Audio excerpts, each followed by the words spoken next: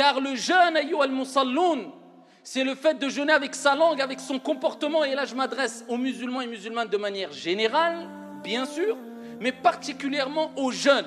Et permettez-moi de dire, et particulièrement aux jeunes musulmans qui vivent et qui passent les nuits du Ramadan dehors dans certaines cités de France et d'ailleurs. Alors, je ne dis pas que dans toutes les cités, il n'y a que des musulmans, loin de là.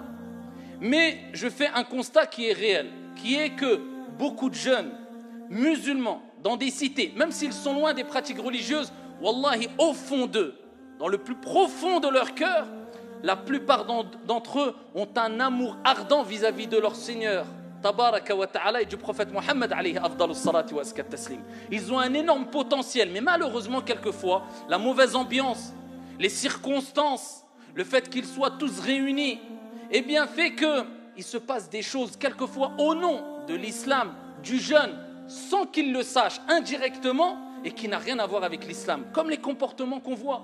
Alors, au lieu de passer ses nuits en prière, ou du moins une partie de la nuit, au lieu de comprendre que le jeûne, c'est jeûner avec son comportement, jeûner en montrant le meilleur des exemples, sans porter préjudice à autrui, et surtout, sans porter préjudice aux voisins, sinon Dieu n'a pas besoin de ton jeûne, eh bien, pendant le mois du Ramadan, ils se réunissent en attroupement, en dérangeant tout le monde, au nom du jeûne, parce que la journée du jeûne, on s'est abstenu le soir, c'est comme s'il disait indirectement, on peut se lâcher.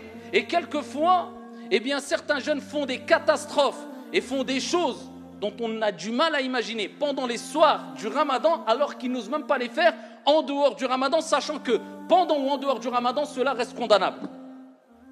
Ont-ils oublié que le prophète alayhi afdalus salati wa askat taslim, dans le hadith rapporté par Muslim, a dit à 3 reprises, et avant tout je m'adresse à ceux qui disent « Oh, cela parle toujours des voisins, il n'y a pas d'autre sujet. » Si tu dis cela, tu n'as rien compris à la religion, reprends tout à zéro.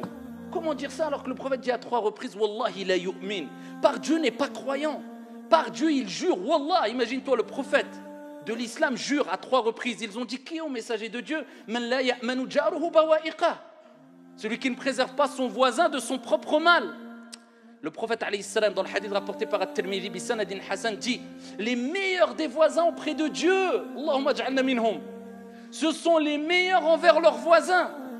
Le prophète alayhi afdalus salati wa askat taslim fi sahih, il dit ma zala Jibril yusini bil jar hatta dhanantu annahu sayuwarrithu. Jibril n'a cessé de me recommander la bonté, le bon comportement vis-à-vis des voisins, peu importe leur confession, jusqu'à ce que j'ai pensé qu'il allait avoir une part d'héritage. Tellement que Jibril, l'ange Gabriel, a rappelé au prophète alayhi salam la grande importance que le voisin a auprès de Dieu.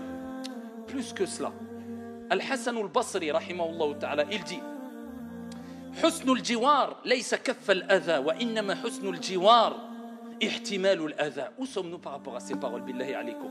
Il dit Al-Hasan al-Basri, ce grand tabi'i qui a vécu ici à l'époque du calife de Omar ibn al-Khattab radiyallahu anhu arda, le bon voisin, ce n'est pas celui qui va préserver son voisin de son propre mal, qui va éviter de causer des torts à son voisin. Alors imaginez-vous, que dire?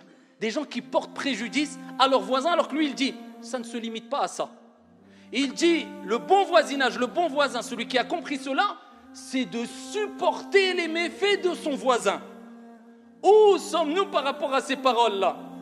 Des personnes ne supportent même pas, c'est eux qui portent préjudice à leurs voisins. Et je m'adresse aux jeunes dans les cités, pas que eux particulièrement, des gens même en venant à la mosquée, et c'est pour ça que je dis quelquefois des gens le font au nom de l'islam, sans le savoir, au nom du jeûne, Siyam ou Ramadan, il vient pour Tarawih, il prie 2 rak'at, il rentre chez lui, il fait ce qu'il veut, il a le droit. Et il reste sur les esplanades où il parle tard le soir dehors et il dérange les gens. Et il a oublié que des gens travaillaient le lendemain matin. Si c'est pour faire cela, ya Abdallah, eh bien il est meilleur et préférable pour toi de rester chez toi, tout simplement. Parce que ici, porter préjudice à son voisin est haram, interdit. Respecter son voisin est obligatoire. Et salat al-tarawih, à l'unanimité des savants, elle n'est pas obligatoire.